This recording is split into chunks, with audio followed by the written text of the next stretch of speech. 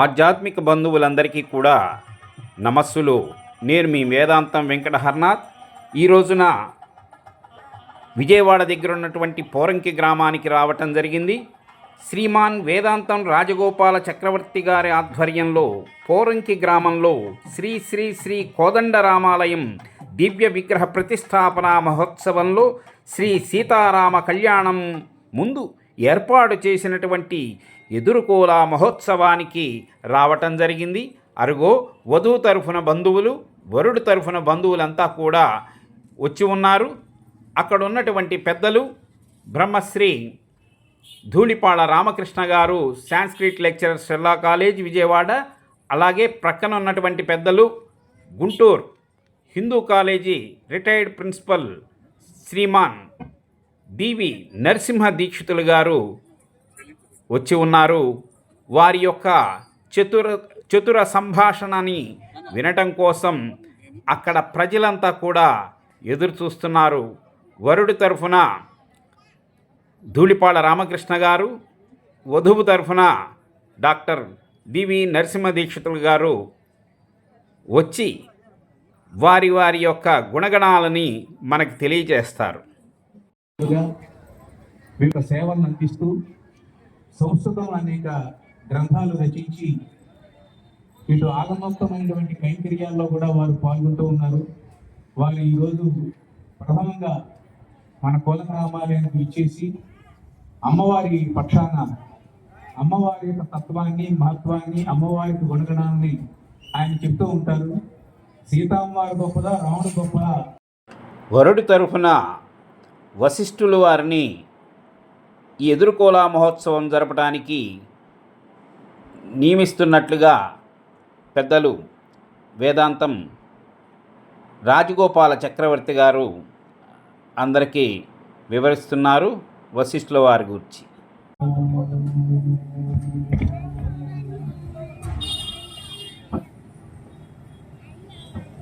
రఘువంశాభిషశాంకం పోరంకిపురవాసినం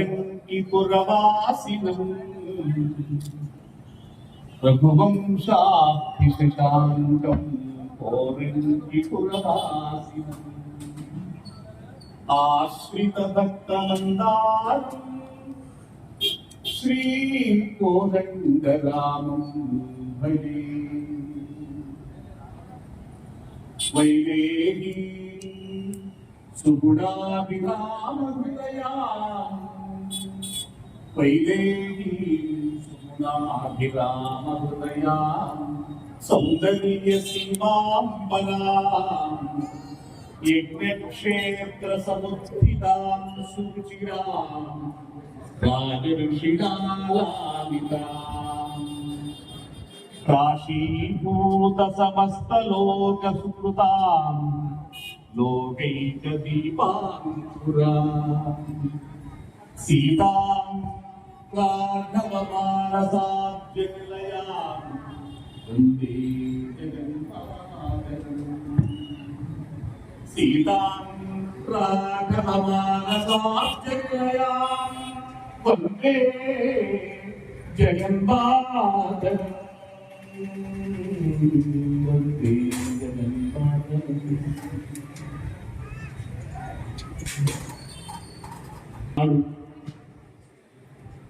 ఒక పరమాద్భుతమైనటువంటి సన్నివేశాన్ని మేమందరం తిలకిస్తూ ఉన్నాం. మిథిలా నగరమంతా మనోజ్ఞంగా అలంకరించబడింది. గడప గడప పచ్చని తోరణాలతో ప్రతి హృదయము అనేక విధములైనటువంటి ఆనంద సందోహ తరంగిత కృష్ణా తరంగిణి నినాదాలతో సందడి చేస్తున్నటువంటిది. ఒక్కసారి మిథిలా నగరం శోభలన్నీ సంతరించుకుంది. ఈ పోరంగి మళ్ళీ నిధులకు వస్తున్నాను నేను. పోరంగి మిథిలా నగరం ఎన్నాటి నుంచో కలలు కట్టున్నటువంటి రోజు వచ్చింది. పర్వదినంగా ఉంది అందరికీ. ఎందుకంటే ఈ రాజ్యాన్ని తన సొంతమైనటువంటి గృహంగా భావించి, ఈ రాజ్యంలో ఉన్న ప్రజలందరినీ తన బిడ్డలుగా భావించి పరిపాలిస్తున్నటువంటి మహారాజు జనక మహారాజు.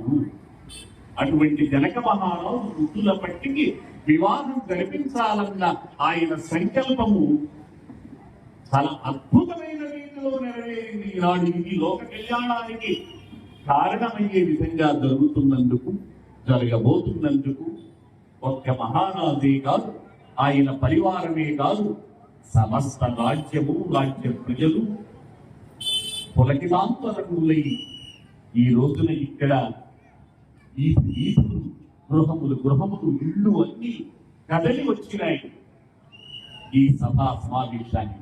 ఏమిటయ్యాయి అంటే ఇది ఒక అద్భుతమైనటువంటి కళ్యాణ మహోత్సవానికి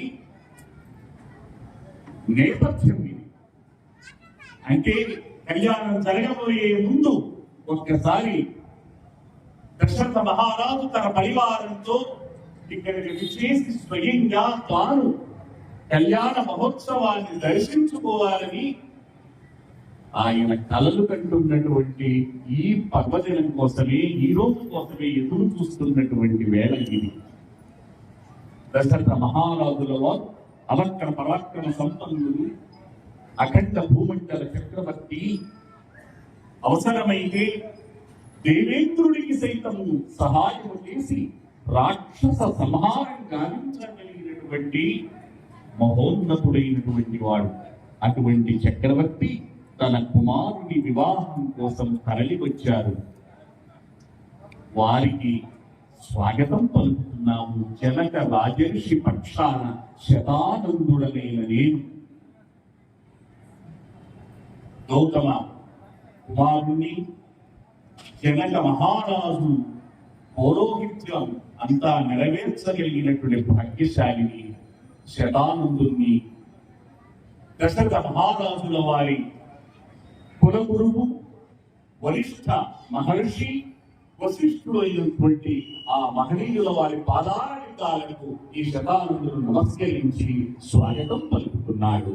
ఈనాడు ఇటువంటి అద్భుతమైనటువంటి సన్నివేశంలో వశిష్ఠ మహర్షి మహానుభావ, మా మిథిలా నగర ప్రజలు, మా మహారాజు సమస్త పరివారములు కూడా దశరథ మహారాజుల వారికి, వారి అంతఃపురములకు, పరివారములకు, బంధుమిత్రులకు అందరికీ కూడా సవినయంగా, సానందంగా, ఆహ్లాదంగా స్వాగతం పలుకుతున్నాము. మీకు ఈ మిథిలా నగరం అంతా కూడా కైమోడ్చి మీకు ఆతిథ్యం ఇవ్వటానికి మేము సంసిద్ధులమై ఉన్నాము. మీ అందరూ కూడా సీతారామ కళ్యాణ మహోత్సవంలో ఆనందంగా ఉండాలని, మమ్మల్ని ఆనందపరచాలని కోరుకుంటూ ఉన్నాము. వశిష్ఠ మహర్షి రామేణాభిహతా నిశాచరచమూ రామాయ తస్మై నమః. రామాన్నాస్తి పరాయణం పరతరం రామస్య దాసోస్మ్యహం. రామే చిత్తలయ సదా భవతు మే భో రామ మాముద్ధర. బ్రహ్మజ్ఞుడైన జనక మహారాజుకు పురోహితులవై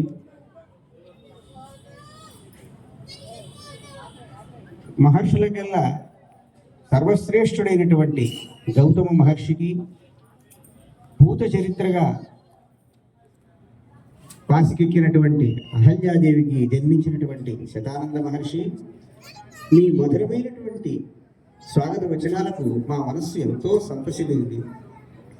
మా దశరథ మహారాజు, ఆయన దేవేరులు, అలాగే ఆయన పరివారం, ఆయన బంధుగణం, ఇంకా ఇతర మహర్షులు వామదేవ, జాబాలి, మార్కండేయాది మహర్షులందరూ కూడా విచ్చేశారు. వారందరూ కూడా ఎంతో సంతోషంగా ఉన్నారు.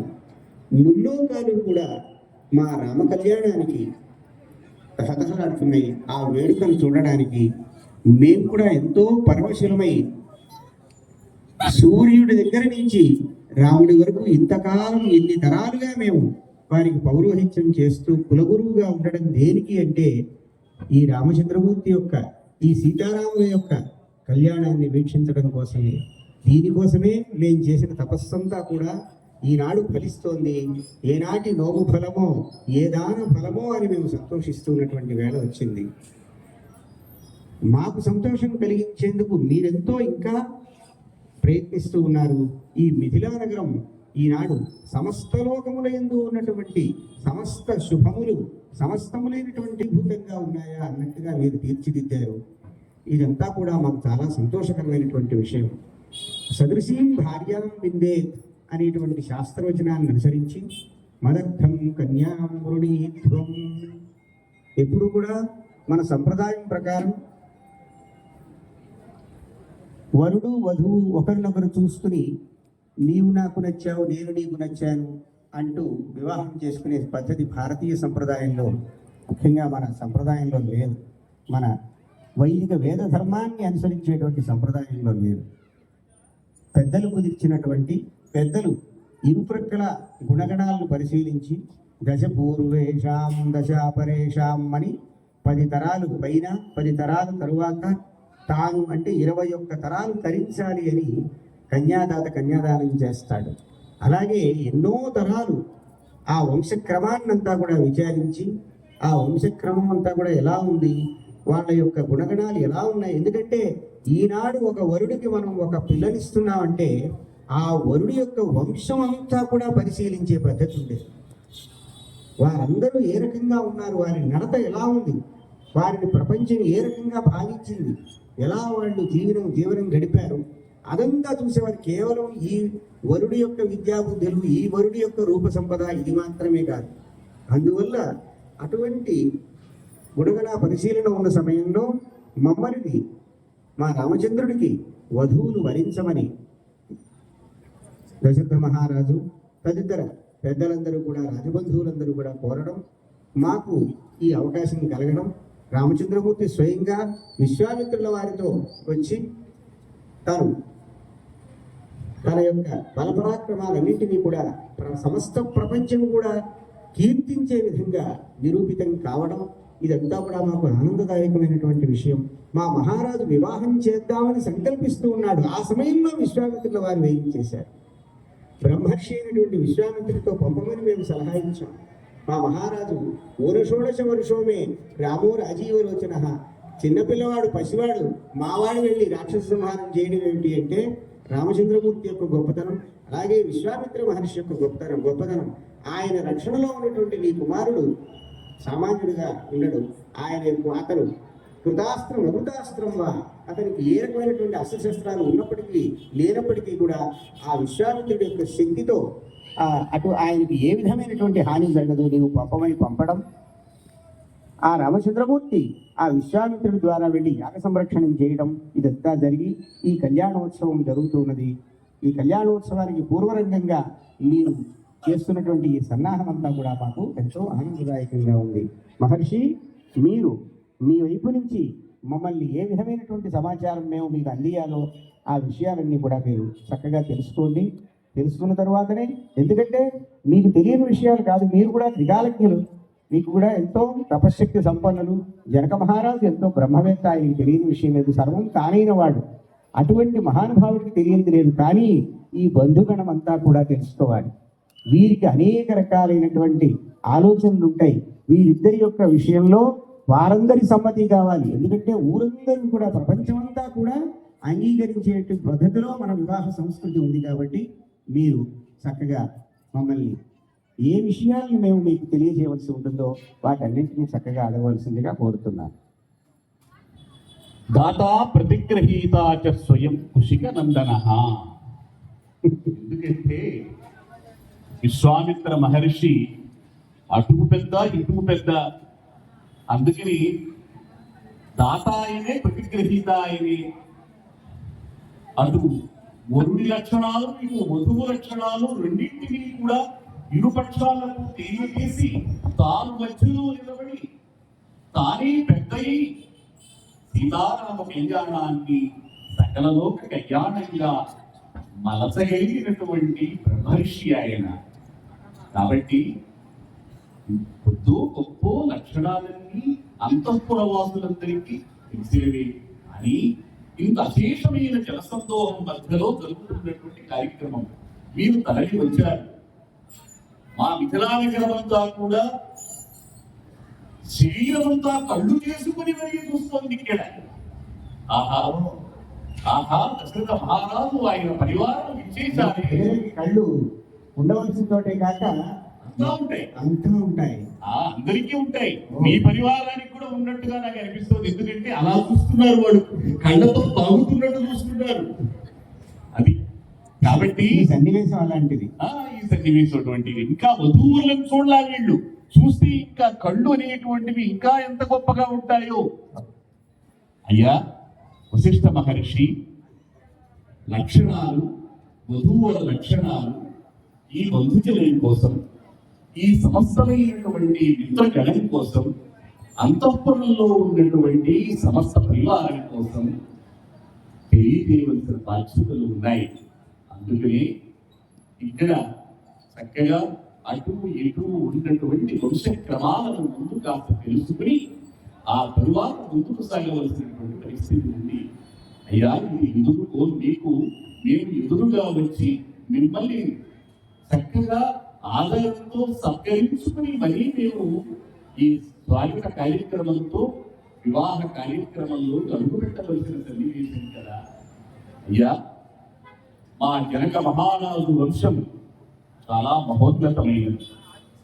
మీ మహారాజు అయినటువంటి దశరథ మహారాజు అంటే ఇక్ష్వాకు వంశము ఎంత మహోన్నతమైనదో అలాగే ఈ వంశము కూడా అంత మహోన్నతమైనది. అందుకే పెద్దలు అంటారు, ఇక్ష్వాకు విదేహానాం వంశానాం కశ్చిదపి. ఎక్కడా కూడా ఈ రెండు వంశాలకు తుల్యత్వం లేదు, సాటి లేదు. సాటి లేని వేటి వంశాలు రెండు కూడా. ఆ మహారాజులు కూడా అత్యద్భుతమైనటువంటి పరాక్రమ సంపన్నులైనటువంటి వాళ్ళు, ధర్మాత్ములైన వారు, త్యాగ పురుషులు, ప్రజలనే బిడ్డలుగా నడిచి పరిపాలించినటువంటి వారు కూడా. ఇక మా జనక మహారాజు వంశం అంటారా, ఆ వంశంలో మూల పురుషుడు నిమి మహారాజు. ఈ నిమి మహారాజు మహోన్నతమైనటువంటి వాడు. నిమి మహారాజు కుమారుడు మిథి మహారాజు.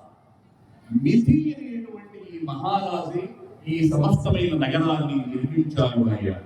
అందుకే దీనికి మిథిలా నగరం అనే పేరు వచ్చింది. అంతేకాదు ఈ మిథి మహారాజు తన ప్రజల్ని తండ్రిలాగా చక్కగా లాగించాడు, పాలించాడు. అందుకే ప్రజలందరూ ఆయనను మిథి అనేటువంటి పేరు మర్చిపోయి జనకా జనకా అని పిలిచారు. తండ్రి తండ్రి అని పిలిచారు. అప్పటి నుంచి ఈ వంశంలో రాజులందరికీ జనక అనేటువంటి పేరు వచ్చింది. కాబట్టి మొట్టమొదటి జనకుడు మిథి మహారాజు. ఆ మిథి మహారాజు యొక్క కుమారుడు ఉదావసుడు. ఉదావసుడి కుమారుడు నందివర్ధనుడు. నందివర్ధనుడి కుమారుడు సుకేతుడు. సుకేతుడి కుమారుడు దేవరాజుడు. ఈ దేవరాజుడు ఎంత సుకృతి అంటే సాక్షాత్తుగా శివధనుస్సుని దేవతలందరూ తీసుకొని వచ్చి ఈ దేవరాత మహారాజు దగ్గర న్యాసంగా ఉంచారు. అప్పటి నుండి ఇప్పటి దాకా ఆ శివధనుస్సుని ఈ వంశీయులందరూ కూడా కొలుస్తూ వచ్చారు. అంత గొప్ప సుకృతి ఆయన. దేవరాజు మహారాజు యొక్క కుమారుడు బృహద్రథుడు. బృహద్రథుడి కుమారుడు మహావీరుడు. ఆయన కుమారుడు సుధృతి. సుధృతి కుమారుడు ధృష్టకేతుడు. ఆయన కుమారుడు హర్యశ్రుడు. హర్యశ్రుడు కుమారుడు వరువు. ఆయన కుమారుడు ప్రతింధకుడు. ఆయన కుమారుడు కీర్తిరథ మహారాజు. పేరుకు తగ్గట్టుగానే అఖండమైన కీర్తి గలవాడు. ఆయన కుమారుడు దేవమీధుడు. దేవమీధుని కుమారుడు విభుధుడు. విభుధుని కుమారుడు మహేంద్రకుడు. ఆయన కుమారుడు కీర్తిరాజుడు. ఆయన కుమారుడు మహారోముడు. మహారోముని కుమారుడు స్వర్ణరోముడు. స్వర్ణరోముని కుమారుడు హస్వరోముడు. ఆ హస్వరోమ మహారాజుకి ఇద్దరు తనయులు. ఒక ఆయన శీలధ్వజ మహారాజు. ఆ శీలధ్వజ మహారాజే ఇదిగో ఈ జనక మహారాజు.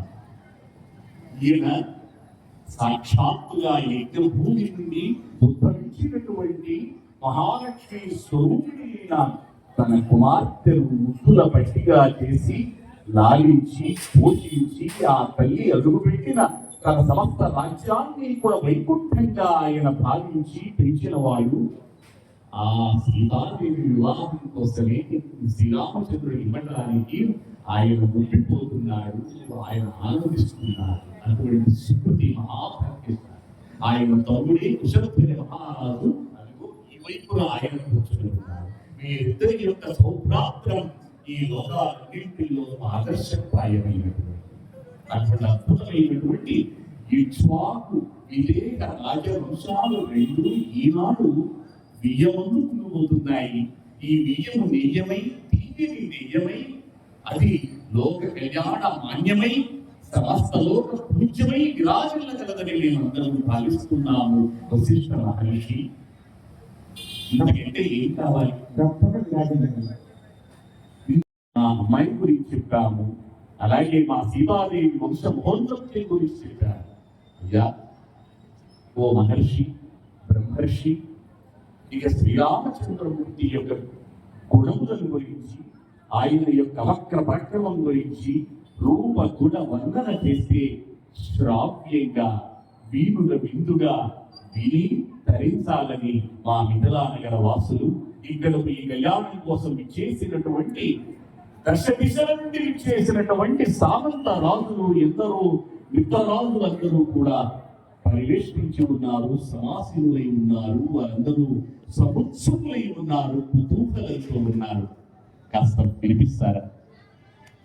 సమయోరేవ శోభతే అని కదా శాస్త్రం. వివాహశ్చ వివాదశ్చ. మీరు చప్పట్లు కొట్టాలనుకుంటే చక్కగా కొట్టండి, మాకు ఇక ఉత్సాహం వస్తుంది. వివాహశ్చ వివాదశ్చ సమయోరేవ శోభతే. వివాహం ఎవరి నడుమ నడవాలి? సమానముల మధ్యనే వివాహం జరుగుతుంది, సంబంధం ఏర్పడుతుంది. అంటే సమానం అంటే వధూవరులు ఎక్కడా తగ్గని స్థితి. ఒకరిని ఆ వధువు ఆయనకే సరిపోయింది, ఆ వరుడు ఆమెకే సరితూగుతాడు అనే విధంగా ఉండాలి. అలాగే ఆ వధువు యొక్క వంశం వరుడి యొక్క వంశం, ఇలా ఆ వంశాల మధ్య కూడా సామ్యం అంటే ఒక హెచ్చుతగ్గులు లేని స్థాయి అన్నమాట.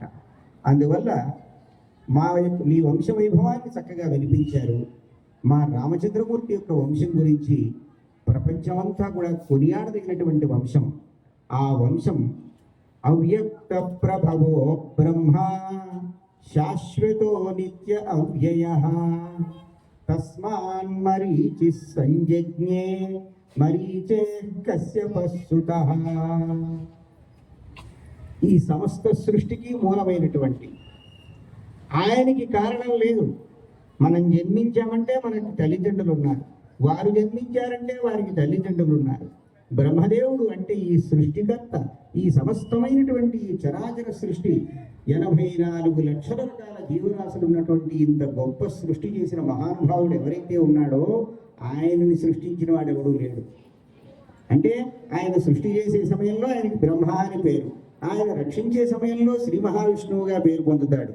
ఈ సృష్టిని మళ్ళీ తనలో ఇముడ్చుకున్నప్పుడు ఈశ్వరుడిగా ఆయనకే పేరు, ఉన్నది ఒకడే. అటువంటి ఆ బ్రహ్మదేవుడికి మరీచి అనేటువంటి మహానుభావుడు ఆయన సంకల్పం మానసపుత్రుడుగా జన్మించాడు. మరీచి మహర్షి, ఆయనకి కశ్యప మహర్షి జన్మించాడు. ఆ కశ్యప మహర్షికి ఈ సమస్త ప్రపంచాన్ని వెలుగులీనేటట్టు చేస్తున్నటువంటి సూర్య భగవానుడు జన్మించాడు. ఆ సూర్య భగవానుడికి వైవస్వత మనువు జన్మించాడు. ఆ వైవస్వత మనువుకు ఇక్ష్వాకు జన్మించాడు. ఆ ఇక్ష్వాకు మహారాజు మా అయోధ్య నగరాన్ని రాజధానిగా చేసుకుని పాలించడం మొదలుపెట్టాడు. ఇక్ష్వాకు మహారాజు దగ్గర నుంచి అయోధ్య నగరం రాజధానిగా ఉన్నదని మనకిప్పుడు ఈ వంశ వృత్తాంతంలో తెలుస్తూ ఉన్నది. ఆ ఇక్ష్వాకు మహారాజుకు కుక్షి, ఆయనకి వికుక్షి, ఆయనకు బాలుడు, ఆయనకు అనరణ్యుడు అనే మహానుభావుడు జన్మించాడు. ఆ అనరణ్యుడు ఎంతో గొప్ప మహానుభావుడు. ఒకసారి ఆయన పట్ల రావణాసురుడు చేసిన అపచారం వల్ల ఆ అనరణ్య మహర్షి శపించాడు రావణాసురుడిని, నా వంశంలో జన్మించేవాడు నిన్ను సంహరిస్తాడు అని. ఏనాటి అనరణ్యుడు ఎంత ఆ వాక్కుకి ఎన్ని వేల సంవత్సరాలైనా ఆ శక్తి అలాగే ఉంది అంటే ఎంత గొప్ప సత్యవాక్ పరిపాలనం అనేది మనం గమనించవచ్చు. ఆ అనరణ్యుడు ఆ అనరణ్యుడికి పృథు చక్రవర్తి జన్మించాడు. పృథు చక్రవర్తి అంటే ఎవరు? సాక్షాత్ శ్రీ మహావిష్ణువు యొక్క అవతారం అన్నమాట. ఆ పృథువుకి త్రిశంకు జన్మించాడు. మనందరికీ తెలుసు త్రిశంకు స్వర్గం అని చెప్పుకుంటున్నాం మనం. ఈ విశ్వామిత్ర మహర్షి ఆ త్రిశంకువును బొందితో స్వర్గానికి పంపించడం మనందరికీ తెలిసిన విషయమే. అంత గొప్ప కార్యక్రమం ఆ సృష్టికి ప్రతి సృష్టి చేశాడు ఆయన అని చెప్పి ఆయనకు విలువ పెంచినటువంటి వాడు మా రామచంద్రమూర్తి యొక్క పూర్వజుడైనటువంటి త్రిశంకు మహారాజు.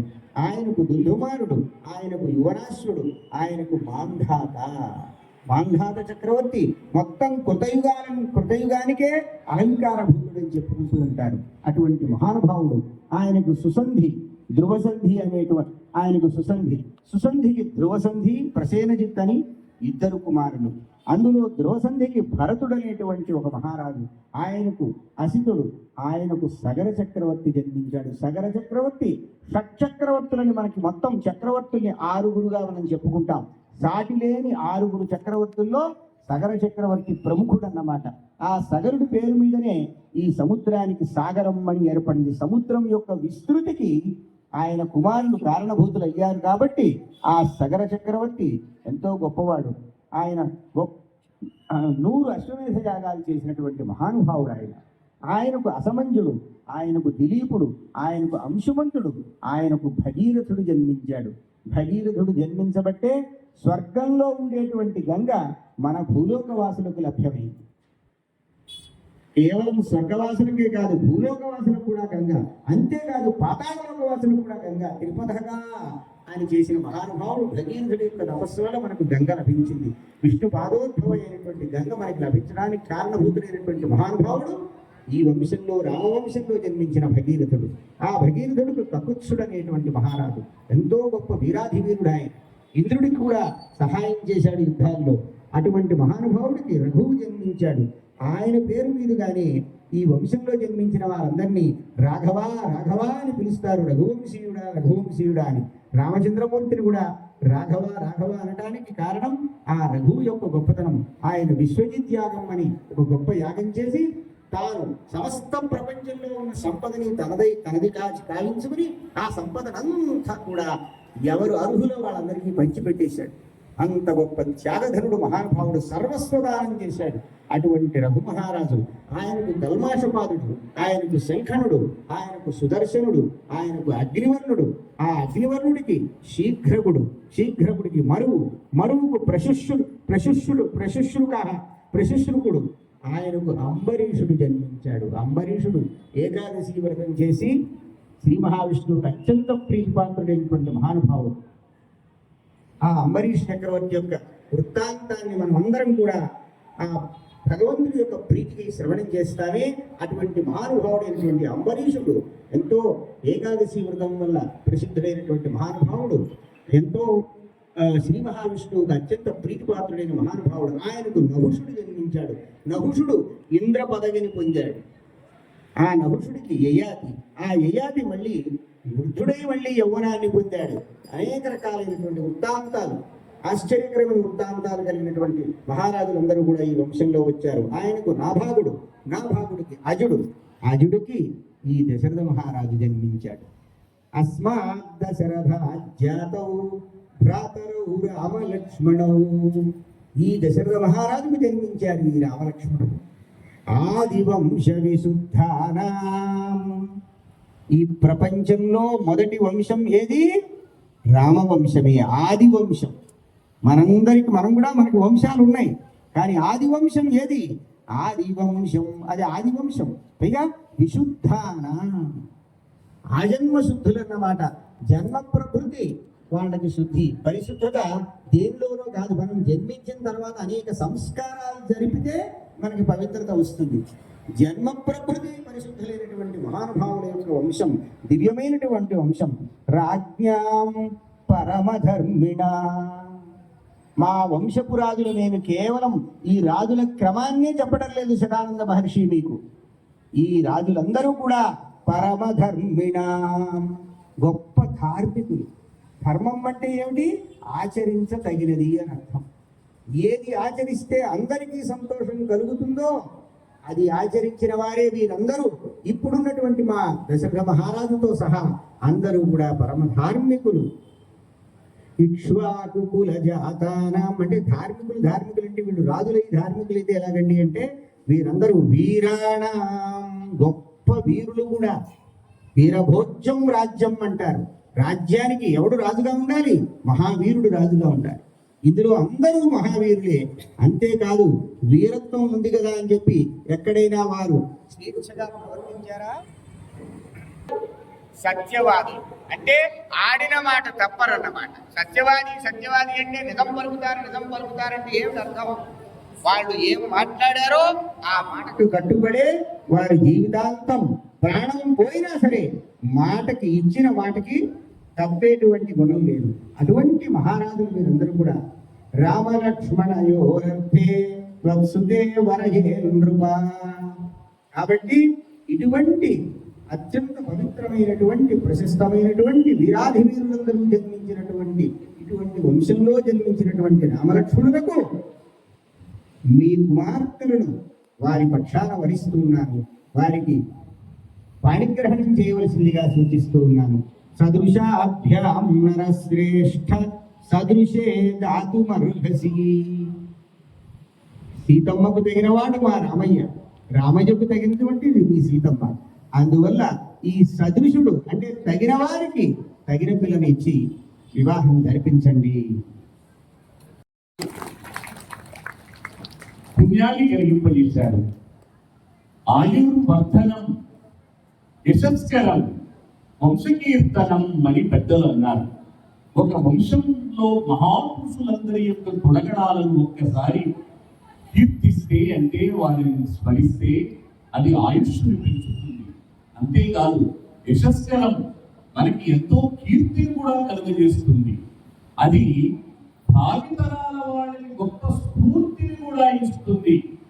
అంటే ఆ మహారాజులాగానో లేకపోతే మా తాతగారిలాగానో మా తండ్రి గారిలాగానో ముత్తాతలాగా ఉండాలనో వాళ్ళు స్ఫూర్తిని పొందుతారనేది వంశకీర్తనని గొప్పది. అయ్యా పుణ్య శ్లోకులైనటువంటి ఇక్ష్వాకు వంశ మహారాజుల యొక్క సమస్తమైన గుణగణాలతో కూడిన వారి నామధేయాలన్నింటినీ ఈ రోజున వినిపించి మమ్మల్ని ధన్యుల్ని చేశారు. చాలా సంతోషం. అయితే వివాహ సమయాలలో కొన్ని ఉత్కంఠలు ఉంటాయి, కొన్ని చక్కటి వేడుకలు ఉంటాయి, మనస్సులలో సంతరించే సంధ్యాలు ఉంటాయి. ఇవన్నీ కలగలిస్తే కానీ ఆ వివాహంలో సంబంధించినటువంటి శోభ చేకూరదు. కన్యా వరగతే రూపం మాతా విత్తం పితా స్మృతం బాంధవాహ పునరిచ్చంతి ముష్టాంత విపరీజన. పెళ్లి అనగానే కన్యా వరగతే రూపం, పెళ్లి కూతురికి వధువుకి రూపము మనస్సులో కాస్త ఎలా ఉంటాడో వరుడు, అతని రూపం ఎలా ఉంటుంది అనేటువంటి ఒక ఉత్కంఠ ఉంటుంది. ఎందుకంటే వివాహానికి ముందు వరకు కూడా అంటే సుముహూర్త సమయం వరకు కూడా వధూవరులిద్దరూ పరస్పర ముఖావలోకనం చేసుకోరు. కాబట్టి రాబోయే కలికాలంలో వివాహానికి ముందే వధూవరులిద్దరూ ముఖావలోకనము విహారాలు చేస్తారు అని చెప్పి భవిష్యత్ పురాణాలు గ్రంథాలు చెబుతున్నాయి. కానీ ఈ త్రేతాయుగంలో అది కుదరదు కదా. కాబట్టి వధువు ఏం కోరుకుంటుంది అంటే వరుడి యొక్క రూపాన్ని ఎలా ఉంటుందో చూడాలి. కన్యా వరగతే రూపం మాతా విత్తం, తల్లి ఎంత ఐశ్వర్యం ఉందో అల్లుడి గారికి తెలుసుకోవాలి అనుకుంటుంది. ఆవిడ బాధ ఆవిడది, తన కూతురు సుఖపడాలేంటి. కాబట్టి ప్రభావాలు ఎన్ని ఉన్నాయి, అలాగే రాజభవనాలు ఎన్ని ఉన్నాయి, ఆయన రాజ్యం ఎంత మేరకు వ్యాపించుకుంది, ఇవన్నీ ఎంత పరివారం ఉంది, అంతఃపురంలో ఎంత దాసీకరణం ఉంది. మా అమ్మాయి అడుగు తీసి అడుగు పెడితే అక్కడ చక్కగా సుఖపడుతుందా లేదా అని ఇన్ని రకాలుగా ఆలోచిస్తుంది. ఇక పితా శృతం, ఇక వధువు తండ్రి ఏం కోరుకుంటాడు అంటే శృతం, ఆ వరుడి యొక్క జ్ఞానాన్ని కోరుకుంటాడు, శాస్త్ర పరిజ్ఞానాన్ని విద్యా పరిజ్ఞానాన్ని కోరుకుంటాడు. బాంధవా కులమిచ్చంతి. చుట్టుపక్కల ఉండే బంధువులు వీళ్ళందరూ కూడా వంశం గురించి కోరుకుంటారు. ఆ వంశం యొక్క మహోన్నతి గురించి మీరు వివరించారు. ఇప్పుడు అత్యద్భుతం. ఎందుకంటే విశ్వాకు విదేహానాం తుల్యమాన కష్టిదపి అని అన్నారు లోకంలో. అంటే అటు విశ్వావంశానికి ఇటు విదేహ వంశానికి సమానమైనటువంటి వాడు ఎవరు లేడుట సృష్టిలో. కాబట్టి ఇరువంశములు చాలా మహోన్నతమైనవే.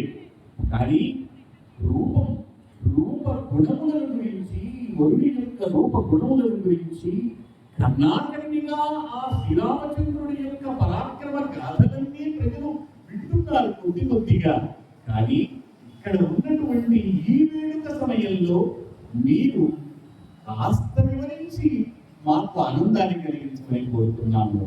వశిష్ఠ మహర్షి మీ పవిత్రమైనటువంటి ఆ వాక్కుల ద్వారా, అమృత వాక్కుల ద్వారా మేము ఆ శ్రీరామచంద్రుడి యొక్క రూప గుణములు వినాలని కోరుకుంటున్నాము, సవినయంగా ప్రార్థిస్తున్నాము. మేము కూడా ఎదురు చూస్తున్నాం. నిరంతరం ఆ రామగుణానువర్ణనం చేస్తూ మేము మనసా చేస్తూ సంతోషిస్తూ ఉన్నటువంటి వారం ఈనాడు అందరికీ ఎరిగించేటువంటి ఈ అవకాశాన్ని పొందినందుకు ఎంతో సంతోషంగా ఉన్నాము. కన్యా వరయతే రూపం అన్నట్లుగా రామచంద్రమూర్తి యొక్క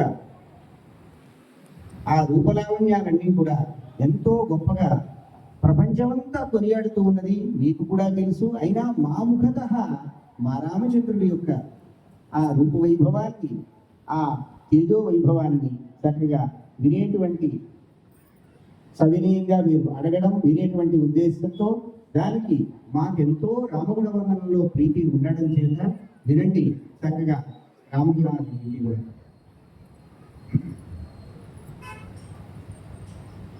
మహావీర్యో యుతిమాన్ ధృతిమాన్ విపులాంశో మహాబాహు కంబుగ్రీవో మహాహను మహోరస్కో మహేశ్వాసో గూఢజత్రురవిందమః ఆజానుబాహుః సుశిరాః సులలాటస్సు విక్రమః సమః సమవిభక్తాంగః స్నిగ్ధవర్ణః ప్రతాపవాన్ పీనవక్ష విశాలాక్షో లక్ష్మీవాన్ శుభలక్షణః.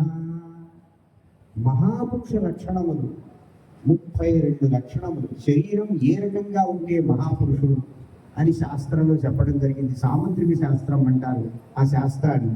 సాముద్రిక శాస్త్రం అంటే ఇప్పుడు కేవలం చేయి చూడటమే, హస్త సాముద్రికం. అది అంటే చేయి చూస్తే అది హస్త సాముద్రికం. శరీరం అంతా ఏ అవయవం, ఏ భాగం శరీరంలో ఎలా ఉంటే వారి యొక్క పరిస్థితి ఎలా ఉంటుంది, వారి హృదయం ఎలా ఉంటుంది, వారి నడత ఎలా ఉంటుంది, వారి జీవితం ఎలా ఉంటుంది, వారికి వారి జీవితంలో ఎవరెవరితో సమాగమం ఏర్పడుతుంది, ఇలాంటి అన్ని విషయాలు కూడా సాముద్రిక శాస్త్రంతో చెప్పడం కుదురుతుంది.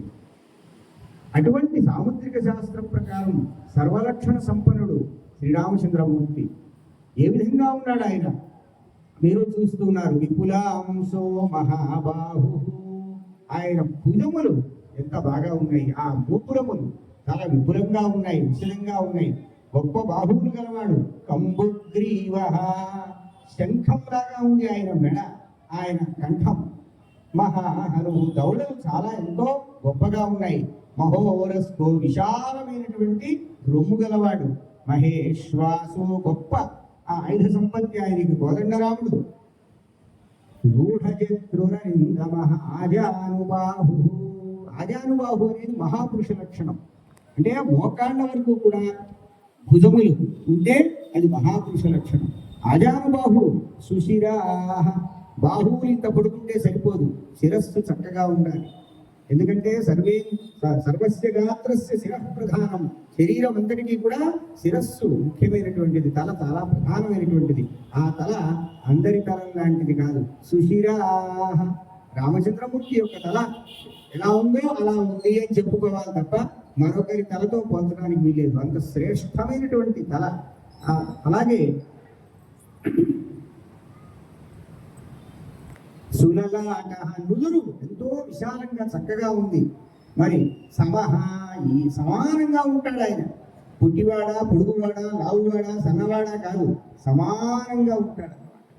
ఏది ఎలా ఉంటే చక్కగా అందరికీ ఆకర్షణీయంగా మనోహరుడై ఉంటాడో అటువంటి స్థితిలో ఉన్నాడు. సమవిభక్త అంటే ఏమిటి అర్థం?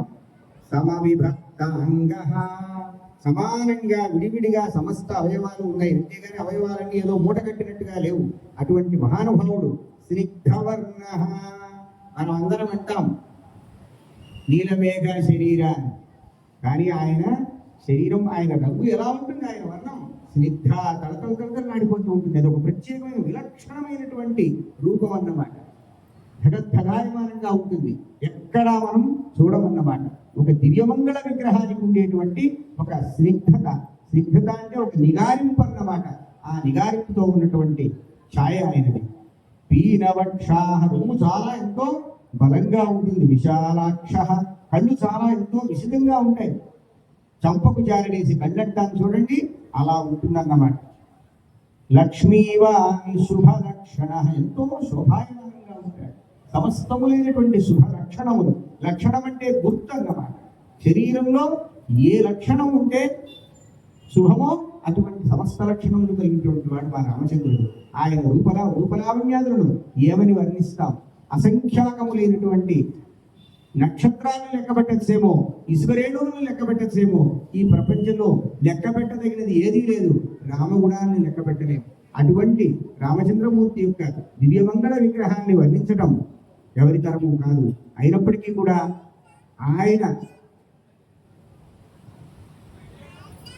ఆయన సాన్నిధ్యంలో ఆయన్ని చూస్తూ ఏం చెప్పగలిగానో అది మాత్రమే మీకు చెప్తూ ఉన్నాను అన్నమాట. కన్యావరయతే రూపం అన్నారు. మాతావిత్తం కన్యా మాత యొక్క ఆశయాన్ని అనుసరించి ఎటువంటి సంపద మా దశరథ మహారాజుకు ఉన్నది, మా రామచంద్రమూర్తికి ఎంత సంపద ఉంటుంది అనే విషయంలో మీకు సందేహం వలదు. ఈ సమస్త భూమండలం కోరుకుంటున్నది రాముడే రాజుగా కావాలని. అంటే సమస్త ప్రపంచం కూడా ఆయన సంపదే. అందరూ కోరుకుంటున్నారు రామో రామో రామ, రాముడే కావాలి, మాకు రాముడే కావాలనుకున్నారు. దశరథ మహారాజు పట్ల ఎంతో భక్తి ఉంది. అందరూ కూడా దశరథ మహారాజు పరిపాలిస్తూ ఉంటే సంతోషంగానే ఉన్నారు. అయినా రాముడు రాజైతే చూడాలనుకుంటున్నారు ఈ ప్రపంచం అంతా. అంటే ఈ ప్రపంచం అంతా ఆయనది కావాలని కోరుకుంటోంది.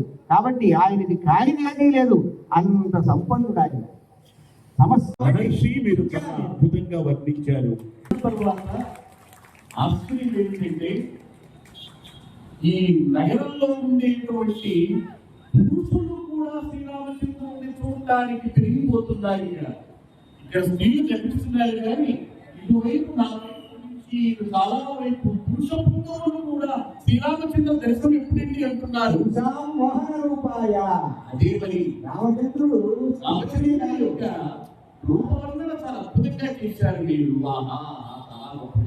కానీ మాకు ఇప్పుడిప్పుడే కొన్ని కొంతమంది వేగుల ద్వారా కొన్ని అభ్యర్థనలు వచ్చినాయి. అదేమిటంటే రామచంద్రుడు వరుడు చాలా అందగాడు, పరాక్రమ సంపన్నుడు, ఇవన్నీ కూడా వశిష్ఠ మహర్షి వివరించారు. మరి మా అయోధ్య నగరంలో ఉన్నటువంటి కొంతమంది మహిళాములు, అక్కడ ఉన్నటువంటి కొంతమంది అంతఃపుర వాసులు, వీళ్ళందరూ కూడా కోరుకుంటున్నారు, వధువు సీతమ్మ ఎలా ఉంటుంది మేము చూడలేదు, చిత్రపటాల్లో కూడా మాకు అందలేదు, కానీ అందరూ చాలా గొప్పగా వర్ణిస్తున్నారు. రాముడికి తగ్గ వధువు అని అంటున్నారు. తప్పక మీరు సీతమ్మ యొక్క మీరు సౌందర్యవర్ణనం చేయండి. మీరు అడగకపోయినా మీరు మా దగ్గరకు అటువంటి అభ్యర్థనలు పంపించారు. మా బంధువులందరూ కూడా మీరు చెప్పినట్టుగా అయోధ్యాపుర వాసులు, మా రాజబంధువులందరూ కూడా ఆమె యొక్క వైభవాన్ని వినడానికి చాలా ఎంతో ఆసక్తి లేదు.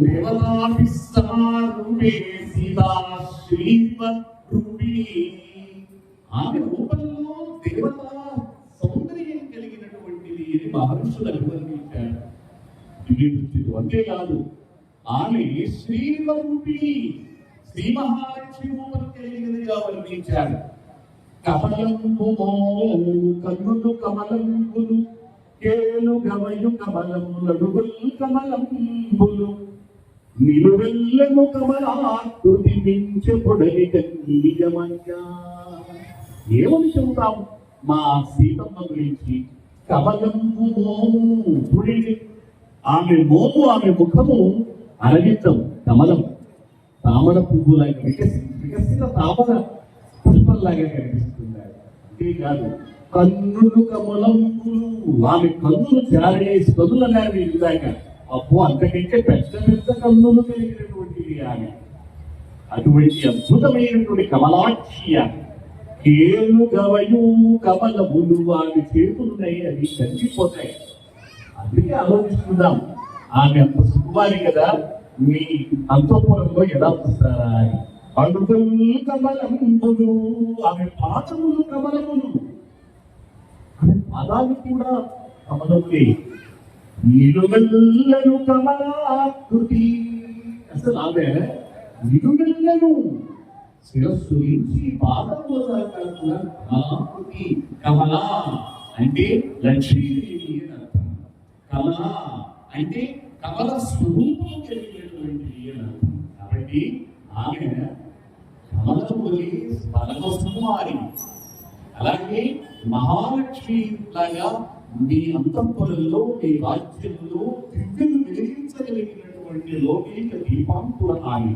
అటువంటి మా అమ్మాయి మరి ఈ శ్రీరామచంద్రుడిని పాణిగ్రహణం చేసి రాబోతోంది. ఆమె విద్యా వినయ సంపన్న, వాత్సల్య గుణోజ్వల. ఆవిడకి ఎంత వాత్సల్యం! ప్రియ భాషిణి, అందరినీ కూడా ప్రియంగా పలకరించేటువంటిది. అలాగే గురువుల పట్ల ఎంతో వినయం కలిగినది, సేవాభావం కలిగినటువంటిది. ఇన్ని సులక్షణాలన్నీ కూడా ఉన్నాయి. మెట్టి కీర్తి తెచ్చిపెట్టేటువంటి సౌజన్యమూర్తి ఆమె. గుణం ఉన్న చోట రూపం ఉండదు, రూపం ఉన్న చోట వంశము గొప్పగా ఉంటుంది. రెండు ఉన్నాయనుకోండి, రూపము గుణము రెండు గొప్పగా ఉంటే వంశము గొప్పది కాకపోవచ్చు. కానీ ఇక్కడ అలా కాదు. మా సీతమ్మ విషయంలో అటు రూపము, గుణము, ఇటు వంశము మూడు కూడా ఒక్క చోట నాశీకృతమై ఉన్నటువంటిది. కులము గుణమును రూపము గతులు ధన్య జనక కన్యయ పుణ్య సంయమింద్ర. ఇంత గొప్పది కదా, ఇంత సుఖవారి కదా, మహోన్నతమైన వంశంలో అడుగు పెడుతున్నందుకు ఎంతో ఆనందిస్తున్నాం. కానీ ఒక చిన్న సందేహం ఉంది. మీరు దాన్ని మీరు అన్యథా భావించవద్దు. మా సందేహాలు తీర్చుకోవాలి. ఎందుకంటే అందరూ కూడా ఇక్కడ ఆ సందేహాలు అడగమని నన్ను ఎంతో ప్రోత్సాహం పెడుతున్నారు, అడగమని వాళ్ళు ప్రార్థిస్తున్నారు. ఏమిటంటే మొన్నటి దాకానే ఉన్న ఆయన తండ్రి చోట బిడ్డ పితృవాక్య పరిపాలకుడు అని ప్రసిద్ధి పొందాడు. ఇప్పటి దాకానే ఉన్న గురువు చాటు శిష్యుడు. విశ్వామిత్రుల వారు అడుగు వేయమంటే అడుగు వేస్తాడు, తాటకను చంపు అంటే చంపాడు. కాబట్టి గురువు చాటు శిష్యుడుగా ఉన్నాడు. వివాహమైన తరువాత రేపు మా అమ్మాయిని పట్టించుకుంటాడా? అక్కడ కూడా తల్లిగా చాటు కూర్చున్నాడు అనుకోండి, మా పరిస్థితి ఏంటి అని చెప్పండి. అయ్యా, శైశవంలో బ్రహ్మచర్యాశ్రమంలో ఎలా నడుచుకోవాలో అలా నడుచుకున్నాడు. గృహస్థు కాబోతూ ఉన్నాడు. గృహస్థు అయిన వాడు ఏ విధంగా భార్యను చూడాలి? భార్య దైవకృత సఖ. పురుషుడికి ఎవరు నిజమైనటువంటి స్నేహితుడు అంటే భార్యయే దేవుడు ఇచ్చినటువంటి స్నేహితుడు అంటారు. అందుకే వివాహంలో సఖా సప్తపగాభవ సఖా అని పిలుస్తాడు. ఓ నా మిత్రమా అని పిలుస్తాడు వధువుని వరుడు. మా రామచంద్రుడు వేదాంగ తత్వజ్ఞుడు కాబట్టి ఆమెను ఎంత గొప్పగా చూస్తాడంటే తనకు ఎంతో సన్నిహితమైనటువంటి నిత్యానుపాయనిగా చూసుకుంటాడు. నిరంతరం కూడా ఆమె హృదయాన్ని ఆకట్టుకునే విధంగా ఎంతో సౌమనస్యంతో, ఎంతో సౌహార్దంతో ఆమెను చక్కగా. చాలా సంతోషం, చాలా మీ సమాధానం మాకెంతో ఆనందాన్ని ఇచ్చింది. అయితే మళ్ళీ ఇంకో ప్రశ్న వేస్తున్నారు. తాటకాల వృత్తాంతమంతా వీళ్ళందరూ విన్నారు. అలా కన్నాకంటిగా తెలిసింది. వృత్తాంతం విన్న తర్వాత అంటున్నారు, ఒక స్త్రీ కనికరం లేకుండా అలా వధించాడు కదా, స్త్రీల పట్ల ఇంత కాఠిన్యం కలిగిన వాడు, నారిత్యం వేరుకున్న వాడు ఎలాగా ఆ అంతఃపురంలో ఈ మా అమ్మాయిని ఏ విధంగా మసలుకోవాలో ఏమిటో అని అనుకుంటున్నారు. విశ్వామిత్ర వృత్తాంతం అంతా మీరు చెప్పడం జరిగింది. ఆ విశ్వామిత్రుల వారు స్త్రీవధ కదా నేను చెయ్యను అని రామచంద్రమూర్తి కొంచెం తటపటాయించినప్పుడు ఏం చెప్పాడు ఆయన? చాతుర్వన్యహితాయ దేశస్య చ హితాయ వై. నాయన, దేశహితం కోసం, ఈ సమస్త ప్రపంచంలో ఉన్నటువంటి అన్ని రకాల అన్ని వర్గాల ప్రజల యొక్క హితం కోసం, అనగా దేశహితం కోసం నువ్వు ఈ పని చేయి. ఇక్కడ పురుషుడా స్త్రీయా అని చూడకు. దేశాన్ని ఎవరైతే కలవర పెడుతున్నారో, వాళ్ళ చర్యలతో ఎవరైతే బాధిస్తూ ఉన్నారో వాళ్ళని శిక్షించడం అనేది క్షత్రియ ధర్మం, పరిపాలక ధర్మం. కాబట్టి నువ్వు చేయి అని ఆయన ఉదాహరణలు కూడా చెప్పాడు. ఏ విధంగా ఇంద్రుడు మరి శుక్రమాతను ఏ విధంగా అణిచాడు, అలాగే మరి శ్రీ మహావిష్ణువు ఒకప్పుడు ఏ విధంగా స్త్రీని శిక్షించవలసి వచ్చింది, ఇలాంటివన్నీ చెప్పిన తర్వాతనే ఆయన వాటికి అప్పుడు సమ్మతించి, అప్పుడు తాటకను చంపలేదు. తాటకను ఏం చేశాడు? మహారజ, ఆవిడ్ని పడగొట్టాడు. ఆవిడ పడి చచ్చిపోయింది అంతే తప్ప చంపడానికి సందేహిస్తుంది.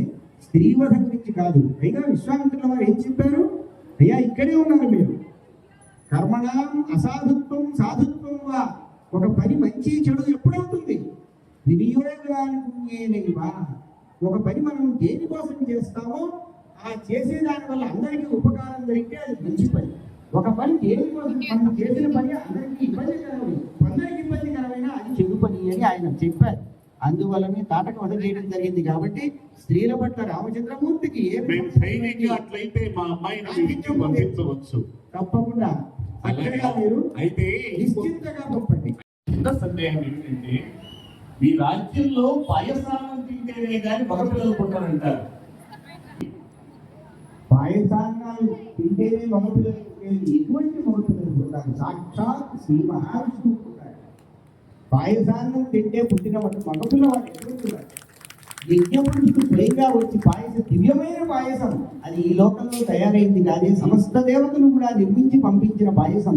ఎందుకంటే సాక్షాత్ శ్రీ మహావిష్ణువు, సర్వలోకైక నాథుడు అయినటువంటి ఆ శ్రీ మహావిష్ణువు యొక్క జన్మకు కారణమైంది ఆ పాయసం. అటువంటి సద్బుద్ధులు కలగడానికి ఆ పాయస వృత్తాంతం మనం తలుచుకున్నా చాలు కదా. కాబట్టి అందరూ సద్బుద్ధులు కలగడం కోసం మా పాయస వృత్తాంతాన్ని మనసులో పెట్టుకుని ధ్యానం చేయండి. మీ అందరికీ సద్బుద్ధులు కలుగుతారు. పుత్రులు పుట్టడం కాదు, సద్బుద్ధులు కలుగుతారు. అది మా రాజ్యం యొక్క ఘనత.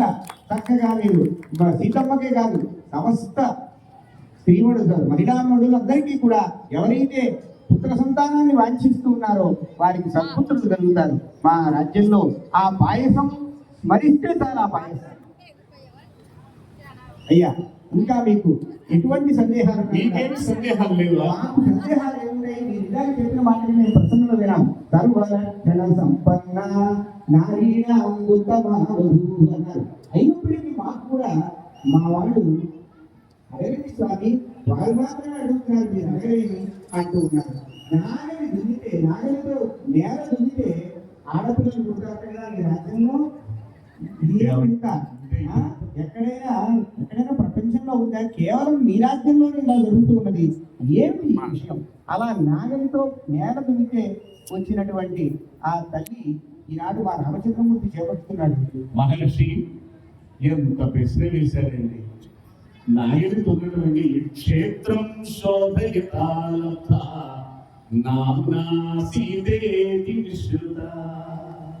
ఆ కనక మహారాజు యజ్ఞం చెప్తామని ముందుతో ఉంటే నాగలితో నాగలి సాగు నుండి ఆవిడ వచ్చింది.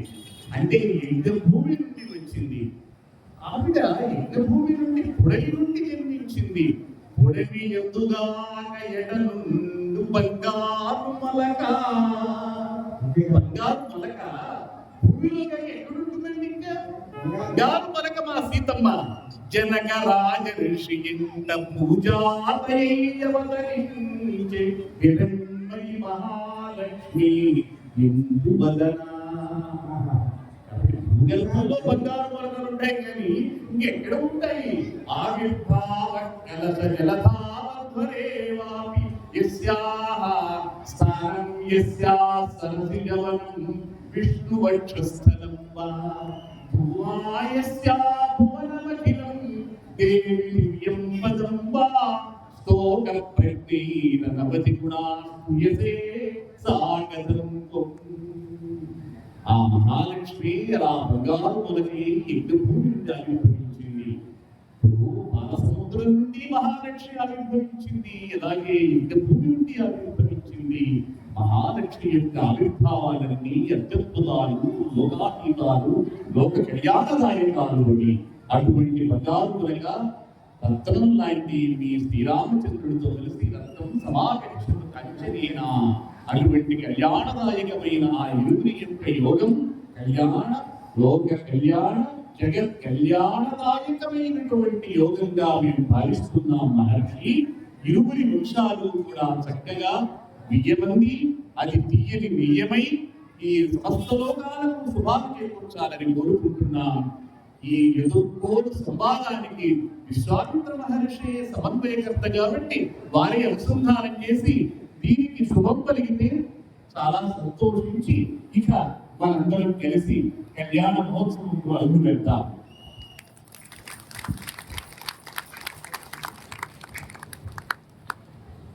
ఇప్పటి వరకు మనమందరం కాసేపు మిథిలానగరంలో ఉన్నట్టుగా భావించి అటు సీతారామ వారి యొక్క గుణగణాలు, ఇటు రాముల వారి యొక్క గుణగణాల గురించి దీక్షితులు గారు, ఇటు రామకృష్ణ గారు ఔచిత్యం కోల్పోకుండా మాట్లాడారు. లేకపోతే సహజంగా ఏముందంటే కొద్దిగా హాస్యంగా మాట్లాడుకుంటారు. ఎదుర్కోవాలంటే అదే అభిప్రాయం. ఇందాక వీడి చివరిలో అన్నారే, మొగుడు పిల్లలతో సంబంధం లేకుండా పైన తింటే పిల్లలు పుడితే ఎట్టాగండి? మొగుడు పిల్లలతో సంబంధం లేకుండా భూమిలోంచి అమ్మాయి పుడితే ఎట్టాగండి? మాకు ఇంకో అనుమానం ఉందండి. దశరథుడికి 3 భార్యలు, రేపొద్దున రాముడికి కూడా అని అంటాం. కానీ జాతకాలు చూసామండి, రాముడు వారు వనవాసం వెళ్తాడంట. మరి మా సీతారామ తల్లి ఇట్లా ఉంటుంది, వనవాసానికి వెళ్ళటం కుదురుతుందా? ఎట్లాగా రాముడు అని ఈ రకమైనటువంటి కొంత చమత్కార సంభాషణ. సహజంగా ఎవరికైనా మంచి మంచి మిత్రులు ఉంటారు, రాముడికంతా మిత్రులంతా కూతురు, ఇదేం పేసేయండి అని ఈ రకంగా కొంత చమత్కారంగా, కొంత హాస్యంగా ఈ ఎదుర్కోల ఉత్సవాన్ని చెప్తూ ఉంటారు. కానీ ఇక్కడ రామకృష్ణ గారు, దీక్షిత్ గారు అట్లా కాకుండా ఔచిత్య భంగం కానికుండా, ఔచిత్యం మరి చాలా అవసరం. శ్రీరామచంద్రుడు సీతారామ వారికి గుణగణాలు చెప్పే ముందర ఆ యొక్క మర్యాదను పాటించి చక్కగా ఇరువురి గురించి చెప్పడం అనేటువంటిది చాలా సంతోషదాయకం. రేపు ఉదయం మనం కళ్యాణ మహోత్సవంలోకి వెళ్ళబోతున్నాం. రేపు ఉదయం 9 గంటలకి కళ్యాణం ప్రారంభం అవుతుంది. బయట వేదిక మీద 9 నుంచి 12 గంటల దాకా సీతారామ వారు, రామచంద్ర స్వామి వారికి కళ్యాణం. అదేవిధంగా రేపు ఈ కోటి అక్షతలు అంటారే, మనం భద్రాచలంలో స్వామివారి దగ్గరికి ఆ ఊర్లో అందరూ ఒడ్లు దంచకుండా తమ చేతి గోళ్లతో ఆ వడ్ల పైకింజలు తీసి భద్రాచలం పంపిస్తారు. సరే నేను వాళ్ళని అడిగాను, మా అక్కడ కాసిన ఇవ్వండి అంటే, అట్లా ఇంతకు మేము ఇవ్వలేదండి అంటే, నాకు ఇవ్వండి పర్వాలేదు ఆయన కొన్ని తెచ్చేసారు. కాబట్టి ఇవాళ మనం ఉదయం పసుపు కొట్టాం కదా, ఆ పసుపు కొట్టిన దాన్ని ఆ గోటి నక్షత్రాలు వాటిలో కలుపుకుందాం. అదేవిధంగా ఉదయం మీరు అందరూ చేసింది, రేపు ఉదయం తలంబ్రాల్లో ముత్తైదులతో కలిసి దాన్ని ఆ తలంబ్రాలు ఏర్పరచడం. ఆ తర్వాత 12 గంటలకి మీ అందరికీ అన్నదాన కార్యక్రమం. అదేవిధంగా ఇప్పుడు మీరిరువురిని సత్కరించిన తర్వాత మీరందరూ అక్కడ మన గుడి దగ్గరికి ధ్వజస్తంభం దగ్గరికి వెళ్ళండి. ధ్వజస్తంభం దగ్గరికి వెళ్ళంగానే అక్కడ గరుడ గుడ్డని పైకి ఎగరవేద్దాం. పైన ఎగరవేసిన తర్వాత అక్కడ హారతి, మంత్రపుష్పం అక్కడ ఇస్తారు. ఇచ్చి మళ్ళీ మనం ఇక్కడికి వద్దాం. ఇక్కడికి వచ్చిన తర్వాత ఇక్కడ ప్రసాదము, తీర్థము ఇక్కడ తీసుకుందాం. తీసుకుని అమ్మవారిని, అయ్యవారిని తీసుకెళ్ళి గర్భగుడిలో మనం ప్రవేశపెట్టాలి. ఇదంతా ఒక అరగంటలో కార్యక్రమం అంతా ముగుస్తుంది. మళ్ళీ రేపు ఉదయం 9 గంటకల్లా మీరందరూ చక్కగా స్నానాలు చేసి మీకు కావాల్సిన పళ్ళు, పూలు, కొబ్బరికాయలు ఏదో తీసుకొచ్చి స్వామివారికి రేపు సమర్పించి, శ్రీరామచంద్రుడు సీతారామ వారు ఏ విధంగా ఆదర్శ దంపతులుగా ఉన్నారో మనం కూడా అలా ఉండాలి, మన పిల్లలు కూడా అలా ఉండాలి, ఆ పిల్లలు కూడా ఉండాలి అని మనం సంకల్పం చేసుకోవాలి. ఇందాక మన వాళ్ళు చెప్పారు, అటు ఇటు 34 తరాలు, అటు కొన్ని తరాలు చెప్పారు. ఇప్పుడు మనం మీ నాన్న పేరేంటి, మీ తాత పేరు, మీ ముత్తాత పేరు చెప్పు చూస్తాం. కొన్ని మీ ముత్తాత నాన్న పేరు చెప్పు చూస్తాం. చెప్పలేదు, అయిపోయింది, అలా అయిపోయింది కాలం. అట్లా కాకుండా 34 తరాల పేర్లు గుర్తుపెట్టుకుని మాట్లాడుతున్నారు అని అంటే ఎంత గొప్ప. అటువంటి గొప్ప మనము, మన కుటుంబం, మన పిల్లలు పొందాలని, ఆదర్శ దంపతులుగా ఉండాలని, శుభ సౌభాగ్యాలతో జీవనం చేయాలి అనేటువంటి భావంతో రేపు కళ్యాణ కార్యక్రమం జరుగుతుంది. అది అయిన తర్వాత అందరికీ కళ్యాణ నక్షత్రం కూడా మన వాళ్ళందరూ ఇవ్వడం జరుగుతుంది. ఆ కళ్యాణ నక్షత్రం కూడా తీసుకుని మళ్ళీ రేపు సాయంకాలం బ్రాహ్మణోత్సవం, ఎల్లుండి ఉదయం చక్రస్నానం, పౌళంపు సేవ, అది మళ్ళీ రేపు చెప్పుకుందాం. ఇప్పటి వరకు ఈ కార్యక్రమాన్ని చాలా శ్రద్ధగా, భక్తిగా, అనురక్తిగా విన్నందుకు మీకు అందరికీ సీతారామస్వామి వాళ్ళ అనుగ్రహం పరిపూర్ణంగా లభించాలని చెప్పి కోరుకుంటూ, వెంకటరమణ గారు రండి.